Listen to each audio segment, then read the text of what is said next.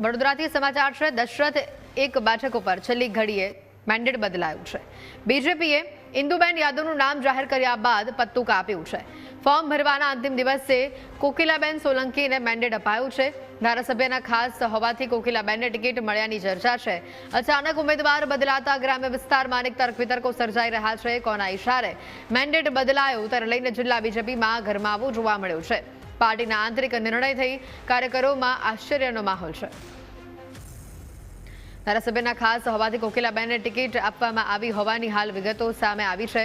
વડોદરાના દશરથ એક બેઠક ઉપર છેલ્લી ઘડીએ મેન્ડેટ બદલાયું હોવાની વિગતો સામે આવી છે।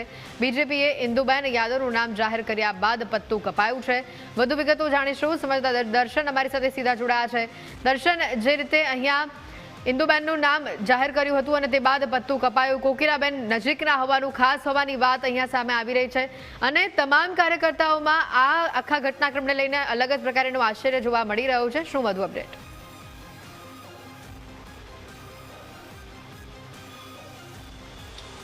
હેતવી, જ્યારે 9 તારીખે સમગ્ર યાદી ઉમેદવારોની જાહેર કરવામાં આવી હતી, જિલ્લાની પણ યાદી એ જ દિવસે જાહેર કરવામાં આવી હતી। મોડી સાંજે આ યાદી જ્યારે જાહેર કરવામાં આવી ત્યારે તેમાં તમામ જે ઉમેદવારો હતા તેમના નામ પણ ઉલ્લેખ કરવામાં આવ્યો હતો। તેમાં જે ઇન્દુબેન યાદવ જે છે કે તેમને દશરથ એક બેઠક તાલુકા પંચાયતની જે બેઠક છે ત્યાંથી તેમને ઉમેદવારી કરવા માટે પાર્ટી દ્વારા તેમનું નામ જાહેર કરવામાં આવ્યું હતું।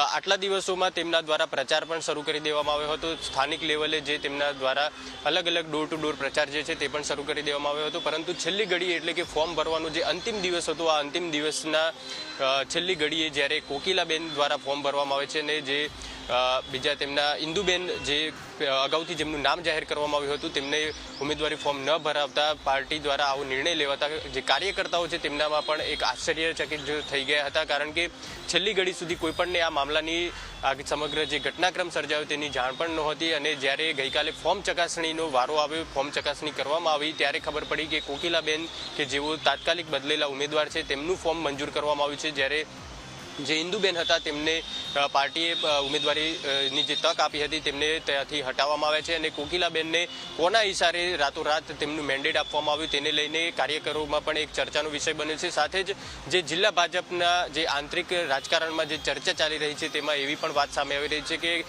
જે જિલ્લાના ધારાસભ્યો છે તે પૈકી એક ધારાસભ્ય એવા છે કે જેમના દ્વારા આ કોકિલાબેનને ટિકિટ અપાવવા માટે એટલે કે મેન્ડેટ અપાવવા માટે છેલ્લી ઘડી સુધી તેમના દ્વારા એડી ચોટીનું જે જોર લગાવવામાં આવ્યું હતું અને તેને જ કારણે ક્યાંક તેમનું મેન્ડેટ જે છે તે અગાઉ જે ઇન્દુબેનને આપવામાં આવ્યું નામ ઇન્દુબેનનું જે જાહેર કરવામાં આવ્યું હતું તે નામ કેન્સલ કરાવી અને છેલ્લી ઘડીએ જે કોકિલાબેન છે તેમનું નામ જાહેર કરવામાં આવે છે અને પાર્ટી દ્વારા તેમને મેન્ડેટ આપવામાં આવે છે।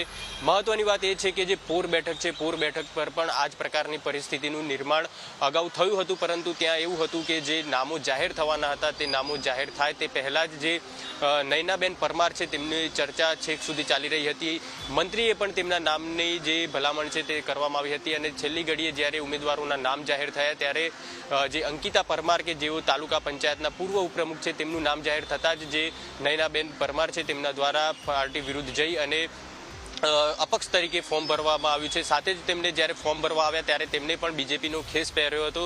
આમ જે તમામ આ સમગ્ર ઘટનાક્રમ જિલ્લામાં સર્જાયો છે તેમાં જોતા એવું લાગી રહ્યું છે કોઈ ચોક્કસ નેતાઓ કે જે પોતાના માનીતાઓને ટિકિટ આપવા માટે અને પોતાના માનીતાઓને ચૂંટણી લડાવવા માટે એડી ચોટીનું જોર લગાવી રહ્યા છે અને જે પાયાના કાર્યકરો છે કે જેઓ ખરેખર જમીની લેવલ પર કામ કરી રહ્યા છે તેમને તક ન મળે અને પોતાના અંગત હોય તેમને ટિકિટ મળે તે માટે તમામ પ્રયાસો આ નેતાઓ દ્વારા કરવામાં આવે છે અને તેઓ ક્યાંક આ તમામ સમગ્ર જે ટિકિટ અપાવવાનો મામલો છે તેમાં સફળ પણ થયા હોય તેવું પ્રાથમિક દ્રષ્ટિએ લાગી રહ્યું છે।